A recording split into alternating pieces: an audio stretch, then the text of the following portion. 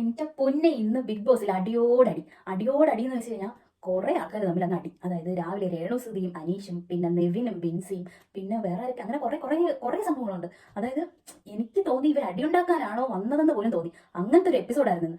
അതായത് ഈ big boss crew സ്വപ്നം കണ്ട ബിഗ് ബോസ് ശരിക്കും അതാണോ ബിഗ് ബോസ് ഉദ്ദേശിച്ചത്? അമ്മാതിരി അടിയായിരുന്നു, ഇഷ്ടം പോലെ പൊരിഞ്ഞ അടിയായിരുന്നു. ഇനി നമുക്ക് എപ്പിസോഡിനെ പറ്റി പറയാം. അതായത് രാവിലെ മോർണിംഗ് ആക്ടിവിറ്റി ഒക്കെ കഴിഞ്ഞ ശേഷം അനീഷും രേണുവും തമ്മിൽ പൊരിഞ്ഞ അടിയെന്ന് വെച്ച് കഴിഞ്ഞാൽ അടിയോടടി.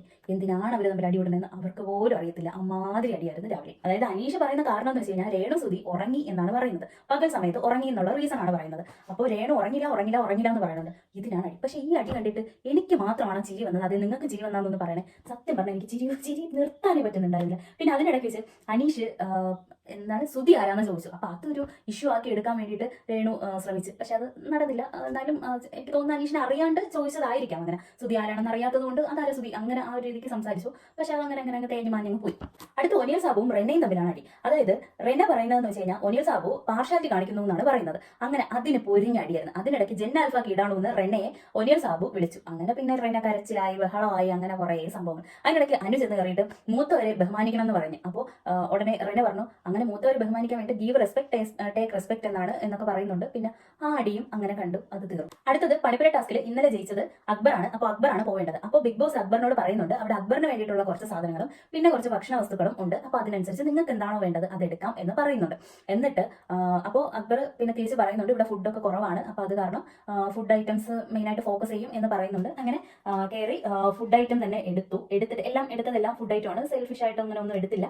കൂടുതലായിട്ട് ഫുഡ് ഐറ്റംസ് ആണ് എടുത്തപ്പോൾ അതിൽ പോയിന്റ് കൂടിപ്പോയി. അപ്പോൾ പോയിന്റ് കൂടിയത് അനീഷ് അങ്ങോട്ട് ബിഗ് ബോസിനോട് പറഞ്ഞു. അതായത് ഇത്ര പോയിന്റ് കൂടുതലാണ്, അതുകൊണ്ട് സാധനം തിരിച്ചു വെക്കണം എന്ന് പറഞ്ഞതിന് ഹൗസ് മേറ്റ്സ് എല്ലാം കൂടി നേരെ അനീഷിനെതിരെ തിരിഞ്ഞു. അപ്പോൾ അങ്ങനെ സംസാരിച്ചുകൊണ്ടിരുന്നപ്പോൾ ബിഗ് ബോസ് ഉടനെ പറഞ്ഞു എന്താണോ നിങ്ങൾ കൂടുതൽ എടുത്തത്, ഇതിന് പുറമെ കൂടുതൽ എടുത്തത് അത് നിങ്ങൾ തിരിച്ചു വെച്ചേ പറ്റുള്ളൂ എന്ന് പറഞ്ഞു.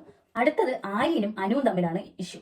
അതായത് ആര്യൻ എന്തോ അനുവിന് ഫിംഗർ കാണിച്ചു എന്നാണ് പറഞ്ഞിട്ട് അടുത്ത ഇഷ്യൂ. അപ്പോൾ ആര്യൻ പറയുന്നത് ഞാൻ അങ്ങനെ കാണിച്ചിട്ടില്ല, ഞാൻ അങ്ങനെ ചിന്തിച്ചിട്ടില്ല എന്ന് പറയുന്നുണ്ട്. അപ്പോൾ അതിനും ഭയങ്കര അടിയായി. പിന്നെ അനു പോയി മാറി നിന്ന് കരഞ്ഞു. അപ്പോൾ ശാരിക വന്നിട്ട് ഇങ്ങനെ കരയുന്നവർക്ക് എന്താണ് പേഴ്സണാലിറ്റി ഇല്ലാത്ത ആൾക്കാരാണ് ഇങ്ങനെ കരയുന്നത് എന്ന് പറഞ്ഞിട്ട് ഹൗസ് മേറ്റ്സിന്റെ അടുത്ത് പറയുന്നുണ്ട്. ഇങ്ങനെ കരയുന്നവരെ സമാധാനിപ്പിക്കാൻ വേണ്ടിയിട്ട് ഒരു ടീം ഉണ്ടല്ലോ, അപ്പോൾ അവർ പോയി ഒന്ന് സമാധാനിപ്പിക്കുന്നൊക്കെ പറഞ്ഞ് കളിയാക്കുന്നുണ്ട്. അടുത്ത ക്യാപ്റ്റൻസി ടാസ്കിൽ ഷാനവാസ്, അഭിലാഷ്, ബിന്നി ഇത്രയും പേരാണ് മത്സരിച്ചത്.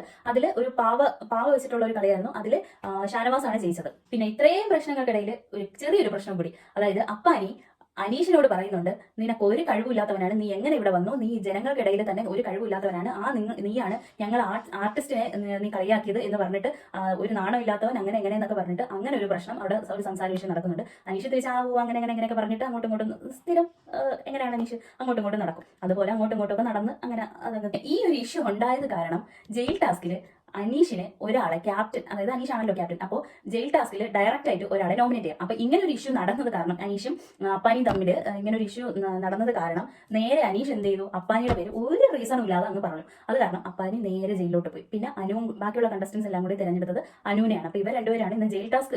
അടുത്ത അടി ബിൻസിയും നെവീനും തമ്മിലാണ്. അത് കുറെ എന്തൊക്കെയോ പറഞ്ഞ് അങ്ങോട്ടും ഇങ്ങോട്ട് പഴയ കാര്യങ്ങൾ പറഞ്ഞ്, അതായത് കഴിഞ്ഞ വീക്കിൽ നടന്നുകൊണ്ടിരുന്ന കുറച്ച് കാര്യങ്ങൾ പറഞ്ഞ് നോമിനേഷനിൽ പങ്കെടുത്ത കാര്യം, അതായത് നോമിനേഷനിൽ പറഞ്ഞ കാര്യങ്ങളൊക്കെ പറഞ്ഞ് അടിയായി അവസാനം നെവീൻ പറയുന്നുണ്ട് എന്തോന്ന് കൂർക്കം വലിക്കുന്ന റീസൺ, ബിൻസി കൂർക്കം വലിക്കുന്ന റീസൺ പറയുന്നുണ്ട്. അപ്പോൾ ബിൻസി പറഞ്ഞു കൂർക്കം വലിക്കുന്നതൊക്കെ മനുഷ്യന്മാർക്കിടയിലുള്ള സംഭവമാണ്, ഇവിടെ എല്ലാവരും കൂർക്കം വലിക്കും അങ്ങനെ പറയുന്നുണ്ട്. പിന്നെ അത് കഴിഞ്ഞിട്ട് നെവീൻ പറയുന്നുണ്ട് സ്വന്തമായിട്ട് ഡ്രസ്സ് പോലും നിനക്ക് സ്വന്തമായിട്ട് വാങ്ങാൻ പറ്റിയില്ലല്ലോ, അതായത് ബിഗ് ബോസിന്റെ കയ്യിൽ നിന്ന് വാങ്ങാൻ പറ്റിയില്ലല്ലോ, നീയാണോ ഇങ്ങനെ സംസാരിക്കണമെന്ന് പറഞ്ഞപ്പോൾ ബിൻസി പറഞ്ഞു അങ്ങനെ ഞാൻ ഇവിടെ ഫാഷൻ ഷോയ്ക്കല്ല വന്നത്, ഞാൻ ബിഗ് ബോസ് തരുന്ന ടാസ്ക് കംപ്ലീറ്റ് ചെയ്യാനും ഗെയിം കളിക്കാനുമാണ് വന്നത്, അല്ലാതെ ഫാഷൻ ഷോയ്ക്ക് വന്നതല്ല എന്ന് പറയുന്നു. പിന്നെ ബിഗ് ബോസ് സീസൺ 7 ആദ്യമായിട്ട് ക്യാപ്റ്റൻ അനീഷ് ജയിലിന്റെ നാട് മുറിച്ച് ഉദ്ഘാടനം ചെയ്തു. അനുമോളയും അപ്പാനിയും അകത്തോട്ട് കയറ്റിവിട്ടു. അപ്പോൾ ബിഗ് ബോസ് സീസൺ 7 ആദ്യത്തെ ജയിൽ വാസികൾ അപ്പാനിയും അനുവുമാണ്. ഈ അടുത്ത് ലാസ്റ്റ് ആയിട്ട് ഒരു അടിയും കൂടി നടന്നു.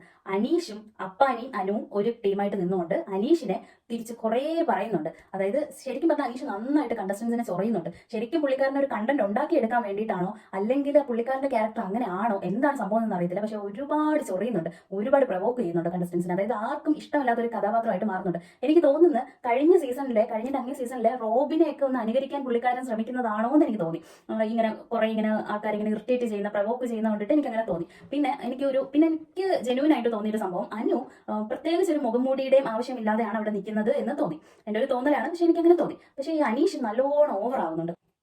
നാളെ എന്തായാലും ലാലേട്ടൻ വരുന്ന എപ്പിസോഡാണ്. ആരായിരിക്കും പുറത്ത് പോകുന്നത്, ആരായിരിക്കും നിൽക്കുന്നത് എന്ന് നമുക്ക് കാണാം. അതേ ഇനി നോമിനേഷൻ തന്നെ വേണ്ട, ഈ ഫസ്റ്റ് വീക്ക് ആയതുകൊണ്ട് ഇങ്ങനെ അങ്ങ് പോട്ടെ എന്ന് ലാലേട്ടൻ പറയോ, എന്താണ് സംഭവം എന്ന് നമുക്ക് നോക്കാം. പക്ഷെ എനിക്ക് പേഴ്സണലി തോന്നിയ ഒരു കാര്യം എന്ന് വെച്ച് കഴിഞ്ഞാൽ, രഞ്ജിത്ത് പിന്നെ ശൈത്യ, ഈ രണ്ട് ആൾക്കാരും അത്രയ്ക്ക് വലുതായിട്ട് അങ്ങോട്ടൊന്നും ഹൗസിന് വേണ്ടി ചെയ്യുന്നില്ല. പിന്നെ ഒനിൽ സാബുവും കുഴപ്പമില്ല, പക്ഷെ എന്നാലും എനിക്ക് അത്രയ്ക്ക് ഈ മൂന്ന് ആൾക്കാർ എനിക്ക് അത്രയ്ക്ക് അങ്ങോട്ട് അത്രയ്ക്ക് അങ്ങോട്ട് ഡെഡിക്കേറ്റഡ് ആവുന്നില്ല എന്ന് എനിക്ക് തോന്നി. അപ്പോൾ അതിൽ എനിക്ക് തോന്നുന്നു രഞ്ജിത്ത് മിക്കവാറും പോകാൻ ചെറിയൊരു ചാൻസ് കാണുന്നുണ്ട്. ബൈ ചാൻസ് ഇതിപ്പോൾ നോമിനേഷൻ ഓക്കെ ആയി ഒരാളെ പുറത്ത് കൊണ്ട് പോകണമെങ്കിൽ ചിലപ്പോൾ രഞ്ജിത്ത് പോകാൻ ചാൻസ് ഉണ്ടെന്ന് എനിക്ക് തോന്നി. എന്തായാലും നമുക്ക് നാളെ മറ്റന്നാളത്തെ എപ്പിസോഡിൽ കാണാം ആരെങ്കിലും പോവോ അല്ലെങ്കിൽ കുഴപ്പമില്ല നോമിനേഷൻ ഫ്രീ ആക്കോ എന്നാണെന്ന് നമുക്ക് കാണാം.